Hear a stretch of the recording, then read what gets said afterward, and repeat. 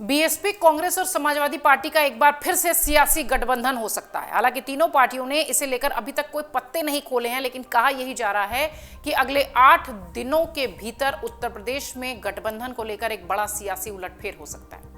सियासी गलियारों में चर्चा इस बात की भी है कि प्रियंका गांधी और मायावती की लोकसभा चुनाव में एक साथ मिलकर चुनाव लड़ने को लेकर टेलीफोन पर बातचीत हो चुकी है। ये बातचीत सोनिया गांधी की पहल पर शुरू हुई थी।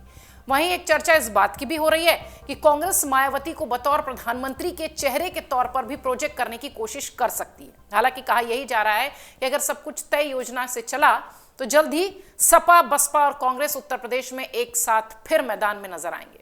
औपचारिक ऐलान इन तीनों ही पार्टियों की तरफ से नहीं हुआ है। सिर्फ उत्तर प्रदेश ही नहीं बल्कि देश के सियासी गलियारों में चर्चा इस बात की है कि क्या उत्तर प्रदेश में मायावती इंडी गठबंधन, INDIA गठबंधन के साथ आएंगी या नहीं।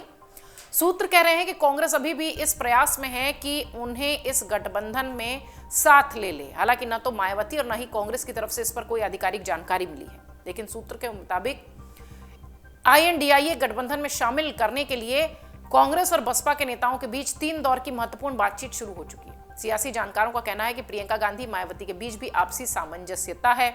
इसी वजह से प्रियंका गांधी और मायावती के बीच पिछले साल सितंबर में उत्तर प्रदेश को लेकर चर्चा हुई थी। तस्वीरें भी हमने आपको दिखाई थी जब उनकी मुलाकात हुई थी।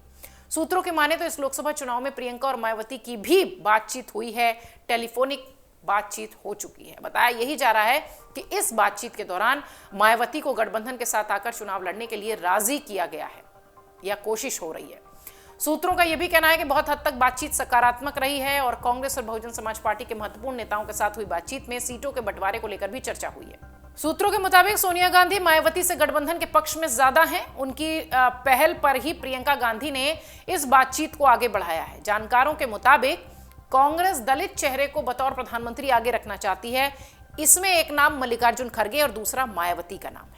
हालांकि इस पूरे मामले में अभी गठबंधन के अन्य घटक दलों को लेकर भी भरोसे में जो लेने की कवायद है वो चल रही है, उनको भरोसे में रखने की बात चल रही है।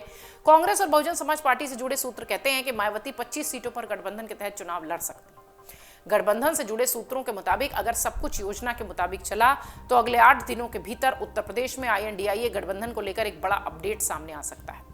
कहा यही जा रहा है कि चुनाव की अधिसूचना लगते ही गठबंधन में बहुजन समाज पार्टी शामिल हो सकती है। हालांकि बहुजन समाज पार्टी से जुड़े एक वरिष्ठ नेता यह भी बताते हैं कि जब तक आधिकारिक तौर पर कोई फैसला मायावती की ओर से नहीं लिया जाता तब तक इस संबंध में कुछ भी कहना ठीक नहीं है। राजनीतिक जानकारों के माने तो बहुजन समाज पार्टी को INDIA गठबंधन का हिस्सा बनाने की बातचीत के चलते ही समाजवादी पार्टी की बाकी सीटें भी घोषित नहीं की जा रही हैं। समाजवादी पार्टी की ओर से 20 फरवरी के बाद कोई भी सीट घोषित नहीं हुई है। ऐसे में कयास यही लगाए जा रहे हैं कि गठबंधन में मायावती की एंट्री होने वाली है। राजनीतिक विश्लेषक और राजनीतिक जानकार कहते हैं कि सियासी नजरिए से सपा, बसपा और कांग्रेस का गठजोड़ उत्तर प्रदेश में महत्वपूर्ण हो सकता है। उनका ये मानना है, राजनीतिक विश्लेषकों का, कि अगर ऐसा होता है तो बसपा गठबंधन में आकर चुनाव लड़ती है तो उत्तर प्रदेश में सियासी लड़ाई बेहद रोचक हो जाएगी।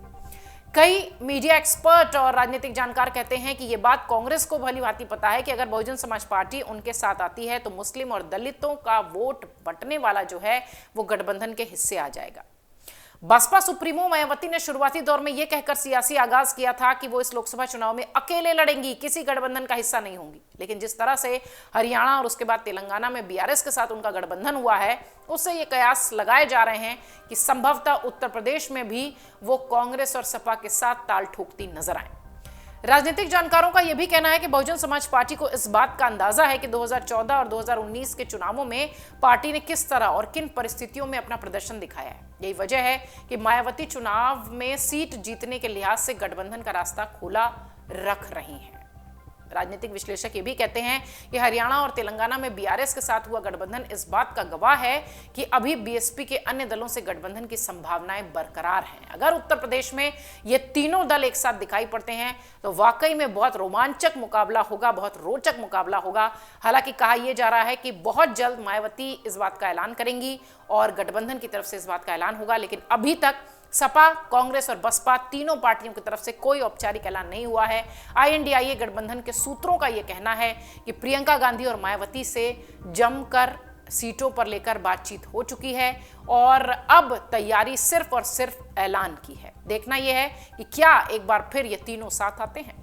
अगर आप ये वीडियो YouTube पर देख रहे हैं तो हमारे चैनल को सब्सक्राइब करें और बेल आइकन को दबाना ना भूलें। अगर आप Facebook पर ये वीडियो देख रहे हैं तो हमारे पेज को लाइक करें।